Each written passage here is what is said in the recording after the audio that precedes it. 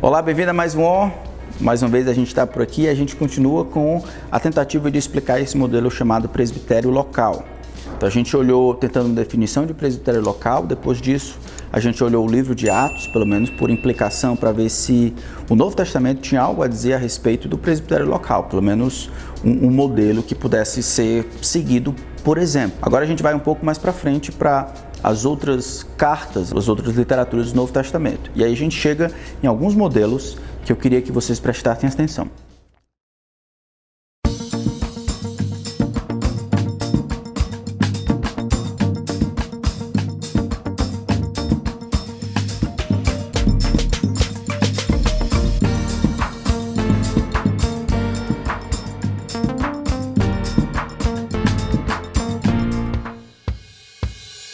Quando a gente chega nas cartas pastorais, a gente vai ver que o modelo familiar é aplicado à igreja. Aqui eu preciso fazer uma ressalva. Talvez você já deve ter ouvido que a multiplicidade de presbíteros ou de pastores na igreja, ela só deve acontecer por demanda. Ou seja, à medida que a igreja vai crescendo e aí vai havendo mais necessidade, mais demanda, então a gente precisa contratar outros pastores. O sistema de presbitério local, ou esse modelo de presbitério local, vai na contramão. Não acredita que é a demanda, quantidade de responsabilidades ou de atividades na igreja, a única causa que justifique essa multiplicidade de pastores, mas desde o início, o sistema de presbitério local, ele acredita que deve existir uma multiplicidade de líderes que vai liderar a igreja. E aí, a necessidade é uma coisa a mais dentro da equação, mas não é a última coisa. Quando a gente olha para o Novo Testamento, principalmente as cartas pastorais, a gente vai ver que, em primeiro lugar, o modelo familiar é aplicado à igreja. A gente olha, por exemplo, em 1 Timóteo capítulo 3, quando diz, olha, porque se alguém não sabe governar a própria casa, como cuidará da igreja de Deus?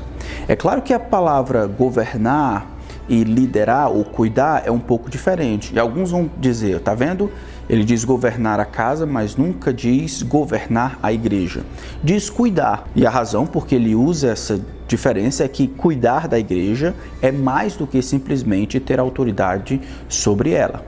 O sistema de presbitério local, o governo do presbitério local, ele acredita que um grupo de homens, ele cuida da igreja, mas ele não cuida de acordo com os padrões do mundo, exercendo simplesmente uma autoridade sobre a igreja nos modelos de 1 Pedro capítulo 5. Na verdade, serve a igreja cuidando, exercendo autoridade sobre ela, mas é mais do que isso, usando essa autoridade para construir e não para destruir. Um outro texto que nós vamos observar é Tito capítulo 1.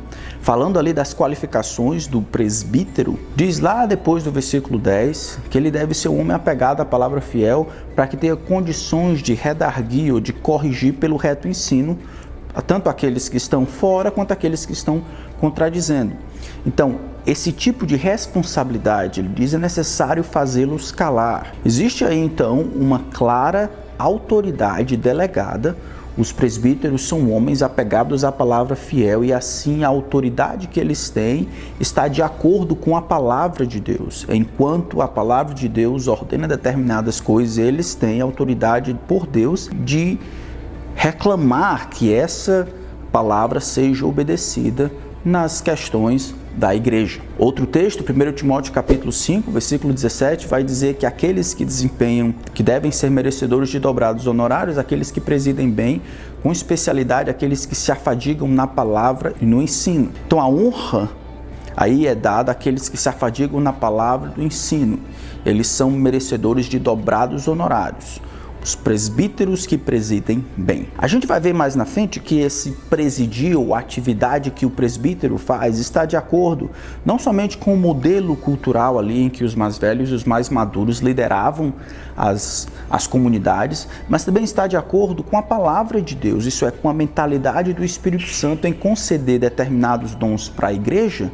Um deles é o dom de presidir para que ele realizasse a atividade de um presbítero. O texto de 1 Timóteo, capítulo 5, esse texto, de versículo 17, contrariando o que Calvino falou, não estabelece que alguns presbíteros devem presidir enquanto outros devem ensinar. Todos os presbíteros devem presidir, é o que o texto diz. Alguns, no entanto, além de presidir, eles vão se especializar no ministério da palavra, talvez por dons maiores que receberam. Então não existe a diferença entre o presbítero que preside, que governa, e o presbítero que ensina. Todos os presbíteros, eles tanto ensinam quanto governam. Alguns vão fazer com mais excelência do que outros, e a razão disso é que eles receberam de Deus mais dons do que outros. Então, 1 Timóteo capítulo 3, 1 Timóteo capítulo 5, Tito capítulo 1, todos eles falam dessa responsabilidade que um grupo de homens tem para cuidar da igreja. Esse cuidar significa ensinar pela palavra, significa presidir, significa proteger a igreja. É necessário fazê-los calar. É o que diz Tito. Em tempos difíceis como os que nós estamos vivendo, é necessário que a igreja ore por seus pastores e reclame deles que eles conheçam bem a palavra de Deus, porque enquanto eles conhecem, isso será um benefício para o povo. Quanto mais eles compreendem a palavra de Deus, mais a autoridade que Deus deu a eles para construir será validada.